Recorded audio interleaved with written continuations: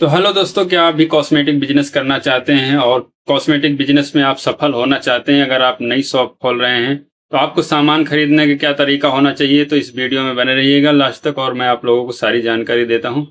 तो हेलो दोस्तों, जैसा कि आप लोग जानते हैं मेरी कॉस्मेटिक शॉप का नाम है Arno cosmetic shop and gift hub. तो दोस्तों, मैं नए नए आइडियाज बताता रहता हूं और आज मैं बताने वाला हूं, जैसा कि मैंने शुरू वीडियो में बोला, सामान खरीदने का क्या तरीका होता है और कैसे खरीदते हैं, और जो है कामयाब कॉस्मेटिक शॉप में या किसी बिजनेस में कामयाब कैसे बनते हैं। तो मैं उस टॉपिक पे आज बात करने वाला हूं। दोस्तों, अगर आप लोगों को सामान खरीदने का सही तरीका और सही जानकारी पता है तो आप लोग जो है बिजनेस के क्षेत्र में बहुत बड़ा मास्टर बन सकते हैं दोस्तों। तो चलिए दोस्तों, देरी नहीं करते हैं, आप लोगों को बताते हैं क्या क्या टिप्स है और कैसे कैसे उसको फॉलो करना है, क्या करना है अपनी बिजनेस को ग्रो करने के लिए और अपने कस्टमर को जो है रोकने के लिए कि आपके कस्टमर जो है लगातार बने रहें और आपकी शॉप पर आते रहें। दोस्तों, जैसा कि मुझे जानते हैं, मुझे 2.5 साल हो गया बिजनेस करते हुए। अपना आइडिया बता रहा हूँ कि शुरू शुरू में आप लोगों को क्या करना चाहिए जिससे कि आप लोग जो है एक अच्छी शॉप चला सकें और जो है अपने ग्राहक को बना सकें। तो दोस्तों, सबसे बड़ी बात ये होती है कि आप जो है कहीं शॉप खोलते हैं तो सामान खरीदते हैं। सामान खरीदने का क्या तरीका होता है? तो दोस्तों, आप लोग जाते हैं सामान लाने के लिए, तो सामान लाने जाते हैं, वहीं पर जो है आप सबसे बड़ी मिस्टेक करते हैं। क्योंकि आप मान के चलिए, कोई बताया, मोबाइल पे देख लिए कि जो है सदर बाजार या और कहीं पे जो है जाते हैं, वहां पे जाके सामान ले आते हैं, कैसा भी सामान हो, उल्टा सीधा, मतलब कोई जानकारी रहती नहीं है।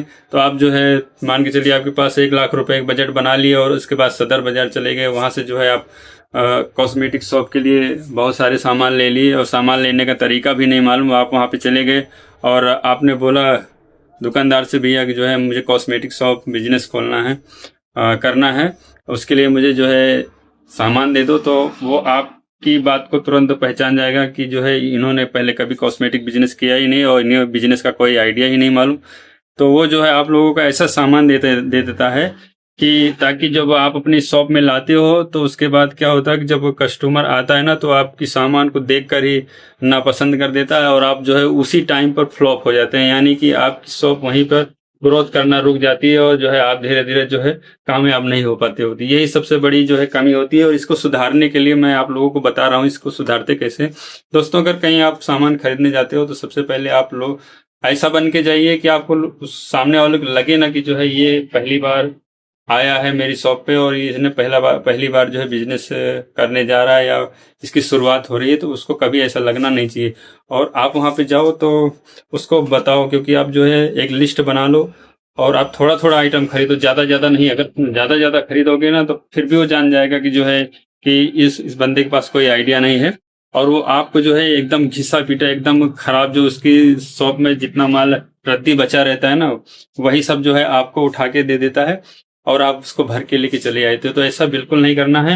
आप जो है खोल रहे हैं तो आप थोड़ा धैर्य बनाइए, पेशेंस रखिए, एक दो शॉप पे जाकर देखिए, वहां का आइडिया लीजिए और उसके बाद जो है अपने आसपास में क्या बिक रहा है, क्या चल रहा है और जो है आप किस समय पे किस सीजन में शॉप खोल रहे हैं, उस सीजन का जरूर ध्यान रखिए। क्योंकि अगर उस सीजन का ध्यान रखेंगे तो तभी जो है आप उस टाइप का सामान लाओगे जिससे कि आपके पास लोग आए सीजन देख के।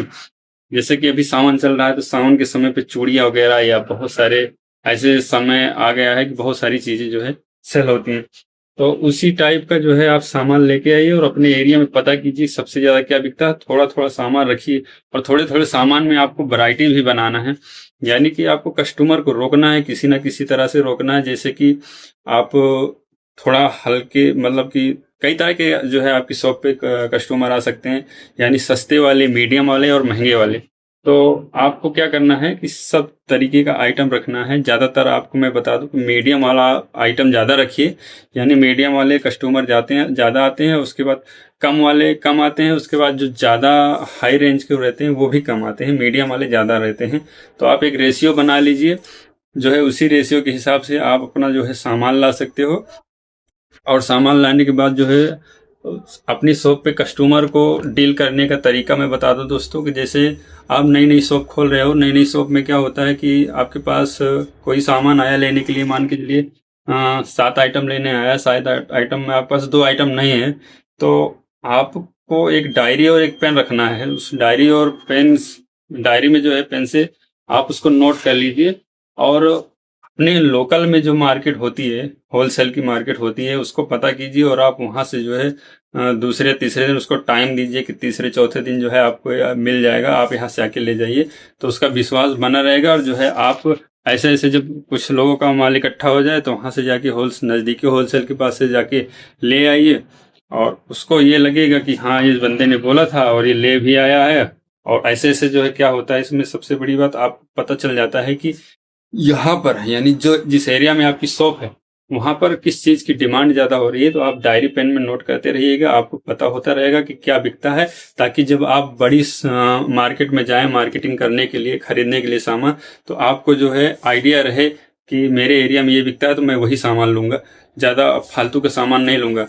तो दोस्तों यही सबसे बड़ी इंपॉर्टेंट बात होती है जो मैं आपको बता रहा हूँ, कोई यूट्यूबर बताता नहीं है। और सबसे बड़ी बात, आप जो है पेन और डायरी जरूर शॉप में रखिएगा, धीरे धीरे उसको नोट करते रहिएगा। देखिए धीरे धीरे आपके पास सारा आइटम आपके पास हो जाएगा, यानी कि जितने की जरूरत रहती है आपके एरिया में जो बिक रहा है वो सब जो है आपके पास मिलेगा। तो दोस्तों घबराना नहीं है। और जो शुरू शुरू में अपनी दुकान पे खोलते हैं उसके बाद जो है बैठते हैं, उनको पता कुछ रहता नहीं है, इसी कारण जो है उनको दुकान बंद करनी पड़ जाती है। क्योंकि सबसे बड़ी बात यही होती है कि क्या बिक रहा है, क्या बेचना है, क्या खरीदना है, यही इंपॉर्टेंट रखता है दोस्तों। और दोस्तों ज्यादा बड़ा अपना वीडियो नहीं रखेंगे, छोटा ही रखेंगे। और मेरी जानकारी आप लोगों को अच्छा लगे तो मेरे चैनल को सब्सक्राइब जरूर कर लीजिए दोस्तों, लाइक कमेंट जरूर कीजिए, क्योंकि आप लोग जो है लाइक कमेंट शेयर करते हैं तो मुझे बहुत ही मदद मिलती है। और मैं आप लोगों को एकदम जेन्युइन आइडिया बताता हूँ, जो कि एकदम सही आइडिया होता है वही मैं आप लोगों को देता हूँ। तो चलिए दोस्तों मिलते हैं फिर से एक दूसरे ब्लॉग में, तब तक के लिए धन्यवाद।